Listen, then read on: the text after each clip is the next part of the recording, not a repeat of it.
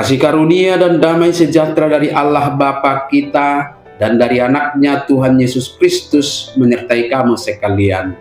Amin. Shalom, saudara-saudari, sahabatku yang terkasih di dalam nama Tuhan Yesus.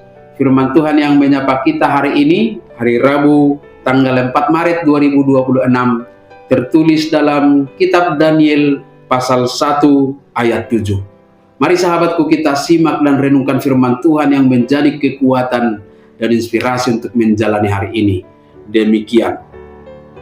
Daniel berketetapan untuk tidak menajiskan dirinya dengan santapan raja dan dengan anggur yang biasa diminum raja.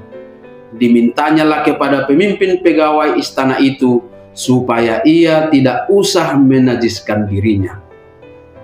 Allah yang gosi Daniel nunga marsakapian di bagasar rohana asa unang ramunan na dirina marhite sian si panganon ni rajai dohot marhite sian anggur si inumonna. Jadi dipangido sian situan yak kana posoi asa unang ikor ramunan na dirina. Demikian firman Tuhan. Saudara-saudari, sahabatku semua di dalam nama Tuhan Yesus, kisah Daniel ini adalah sikap sempurna dalam sebuah prinsip dan ketetapan hati yang dimulai dari Babel. Sebuah tempat yang asing, jauh dari rumah, dan penuh dengan tekanan untuk mau berkompromi. Daniel tidak hanya diberi nama baru menjadi Belsasar, yang artinya Dewa Babel menjaganya, tetapi juga dipaksa untuk mengadopsi gaya hidup Babel.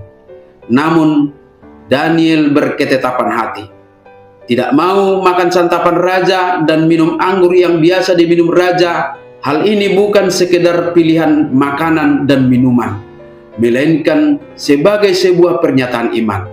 Karena Daniel tahu bahwa bagian pertama dari makanan dan anggur raja itu sudah dipersembahkan terlebih dahulu kepada dewa-dewa mereka, seperti kepada Marduk dan Dewa Bel. Maka memakan makanan tersebut dianggap sebagai bentuk persekutuan dengan berhala. Kemudian bagi Daniel, makan dari meja raja berarti mengakui bahwa raja dan dewanya adalah sumber penyedia hidupnya. Padahal Daniel percaya hanya Tuhanlah sumber segalanya. Inilah substansi dari ketetapan hatinya. Sahabatku semua, di dunia yang terus mendesak kita untuk ikut arus agar bisa diterima, Daniel mengajarkan bahwa integritas dimulai dari keputusan hati yang bulat sebagai fondasi untuk berbagai ujian dan cobaan selanjutnya yang mungkin datang. Santapan raja mungkin terlihat sebagai hak istimewa, sebagai promosi atau kemewahan. Namun bagi Daniel itu adalah garis batas.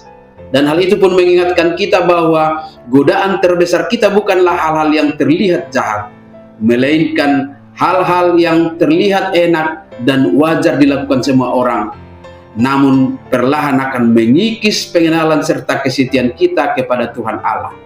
Maka kita harus memiliki integritas dan keberanian, tetapi harus disampaikan dengan santun. Daniel tidak memberontak dengan kasar. Ia meminta kepada pemimpin pegawai istana dengan santun. Daniel menunjukkan bahwa mempertahankan prinsip iman itu tidak harus dilakukan dengan sikap yang sombong dan agresif. Kita bisa tetap teguh pada kebenaran tanpa kehilangan kasih dan rasa hormat kepada sesama.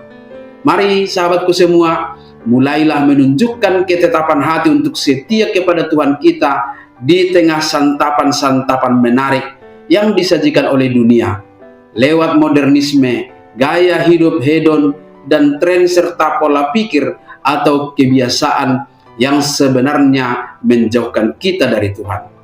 Jangan menunggu sampai berada di tengah tekanan baru memutuskan. Putuskan sekarang untuk tetap setia kepada Tuhan kita di dalam Yesus Kristus. Amin. Selamat beraktivitas. Tuhan memberkati.